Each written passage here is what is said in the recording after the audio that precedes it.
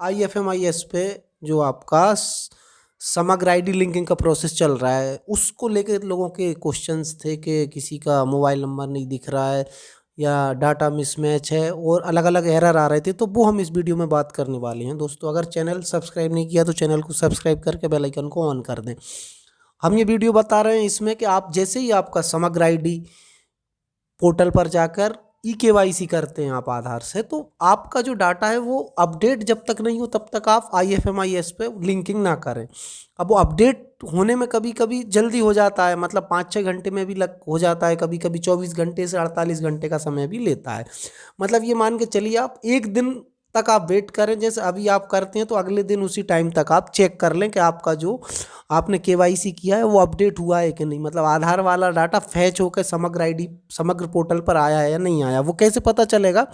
आपको क्या करना रहता है आपको मैं बता दे रहा हूँ। जैसे आप मोबाइल स्क्रीन पर देख रहे हैं, यहाँ ये होम पेज खुला हुआ है, यहाँ से आप देखेंगे KYC लिखा है, उसके जस्ट नीचे क्या लिखा है, KYC और DBT की स्थिति जाने। आपको इस पर क्लिक करना होगा, मैं बता देता हूँ आपको। यहाँ इस पर आपने जैसे ही क्लिक करोगे, देख KYC तो आप ऊपर वाले लिंक से करते ही हो, तो यहाँ पर आप जैसे KYC और DBT की स्थिति जानने पर यहाँ से जैसे यहाँ पर क्लिक करोगे, पर क्लिक करते से ही आपसे इस तरीके से ये पेज खुल जाएगा, समग्र KYC की स्थिति। और यहाँ आपसे पूछेगा आप अपना समग्र आईडी डालें और कैप्चा कोड भरें। कैप्चा कोड में आप जैसे पूरा कैप्चा कोड भरेंगे, कैप्चा कोड भरने के बाद आपकी डिटेल नीचे निकल के आ जाएगी। देखिएगा जैसे कि ये डिटेल दिख रही है, समग्र आईडी नंबर दिखेगा, समग्र में आधार की स्थिति, यहाँ पर अगर ये सभी जगह हाँ होना चाहिए।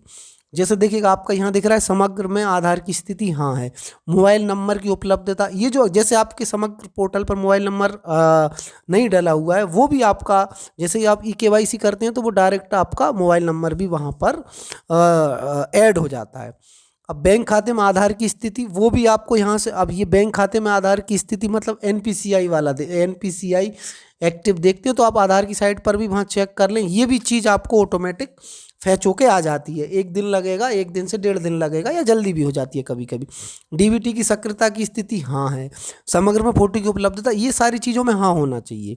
ठीक है, ये उपलब्ध नहीं है लिखा आ जाता है कभी कभी, फोटो उपलब्ध नहीं है, तो ये चीज़ें हैं। अब जैसे फोटो है और आपको अगर नहीं है तो फिर आपको समग्र आईडी जहाँ से आप अपडेट या फोटो आपका वहाँ से जाके ऐड होगा। ये चीज़ जैसे ही दिखती है आपको, इसका मतलब ऐसा कुछ दिख रहा है तो फिर आपकी डिटेल ओके है। देन आप IFMIS का आपका एम्प्लॉय कोड और पासवर्ड डाल के लॉगिन करें। वहाँ पर भी आपको मोबाइल नंबर और ईमेल आईडी की प्रॉब्लम आती है। तो दोस्तों जैसे ही आपका जो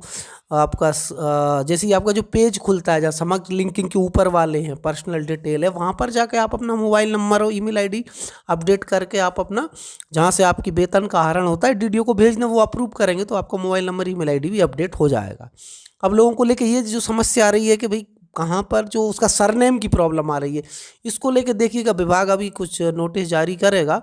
बाकी तो आप इस चीज़ को देख लें कि आधार में आपकी डिटेल समग्र आईडी में और आपके जो IFMIS पोर्टल है इसमें एक रूपता होना चाहिए, एक सी डिटेल होना चाहिए।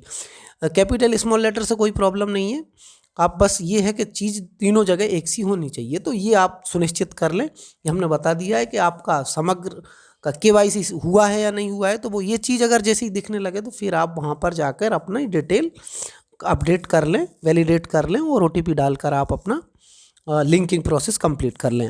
आज की वीडियो में इतना ही, फिर मिलेंगे कि नई अपडेट के साथ, तब तक के लिए धन्यवाद।